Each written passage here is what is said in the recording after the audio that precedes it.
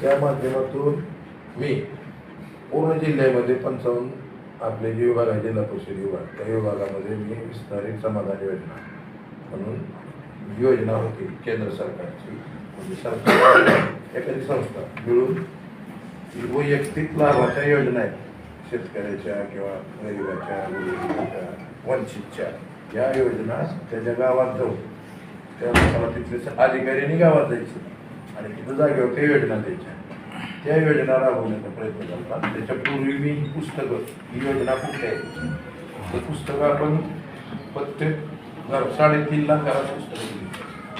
त्या पुस्तकाच्या माध्यमातून प्रत्येक घरातल्या माणसाला माहीत झालं मला नॉन क्रिमिनल काढायचं, माझं दाखला काढायचा, या अशा सगळ्याची गोष्टी त्याच्यामध्ये आणि त्याला लागणारी कागद आपल्याला पुस्तकं आहेत ते तुम्हाला दाखवतो. ते पुस्तकं जरा बारकी आहेत जिल्हा सगळ्याला महत्वाचे. त्यांनी ती संग्रही ठेवली, संग्रही ह्याच्याकरता ठेवली की आपल्याला कुठल्या एखाद्या योजनेचा लाभ घ्यायचा असेल तर ते लाभ घेण्यासाठी त्याला लागणारी जी काही कागदपत्र आहेत ती फार कमी झाली जातात, पूर्वीसारखं राहिलं 3 ते 4 आणि काही गोष्टी तर अशा आहेत की स्वतःचं एक ॲफिडेव्हिट करून दिलं तर त्याच्यावर सुद्धा आता चालतं सगळ्या माहितीच्या आश्वासन दिलं होतं अशी परिस्थिती झाली. आता 3 पक्ष एकत्र जर सगळ्याच पक्षांनी त्याच्या उमेदवाराला आश्वासन दिलं तरी पुन्हा 8-9 उमेदवार होते. त्यामुळे कुणीच कुणाला आश्वासन द्यायचं नाही की त्याचं ठरलेलं आहे. त्यामुळे आश्वासन कोणी कुणाला देणार नाही, परंतु अतिशय खालच्या स्तरावर म्हणजे शेवटच्या स्तरापर्यंत म्हणजे सर्वे होणार आहेत आणि सर्वे झाल्यानंतर पॉझिटिव्ह पॉईंट कमी असले तर चालते, पण एखाद्या उमेदवाराला ज्याला उमेदवारी द्यायची त्याला निगेटिव्ह पॉईंट नसले पाहिजेत किंवा त्याच्याबद्दल निगेटिव्हिटी नाही पाहिजे. काही मुद्द्याला धरून विषय आहेत ते विषय पाहिजे सगळेच बघितलं किंवा सगळ्या क्षेत्रामध्ये कामगिरी सामाजिक राजकीय शैक्षणिक काही इतर त्या क्षेत्रामध्ये काम करते काम बघितलं जाते आणि ते सगळे योग्य होतील असं वाटतं. यादीमध्ये माझं नाव आहे, पण चालूमध्ये तुम्ही काही इच्छा व्यक्त केली पक्षाला सांगितलं मागणी केली ना, पक्ष सगळ्यांनी केलेली 3-4 अध्यक्षपदाची ऑफर आले का म्हणजे लोकसभेच्या तयारीला लागा असं सांगितलं होतं तुम्हाला? हो, त्या बाकी पोलिसला सांगितलं होतं आपल्याला तुम्हाला रडवायची. कुणी दिला शब्द? वरून पक्षाला देवेंद्रजी जिल्हाध्यक्षपदाची ऑफर आली का आपल्याकडे? प्रत्येक गावातून जिल्हाध्यक्षपदाची ऑफर आली का? नाही आपल्याला आपण समजते 28 वर्ष शेत होतो भाजप म्हणजे आता काम करतोय पक्षात काय राजकारणात आपल्या तेवढा राजकारणात मला काय दिलं नाही म्हणून मी पक्ष मागच बदलले. 3 टर्म माझ्या शिवसेनेत टळले.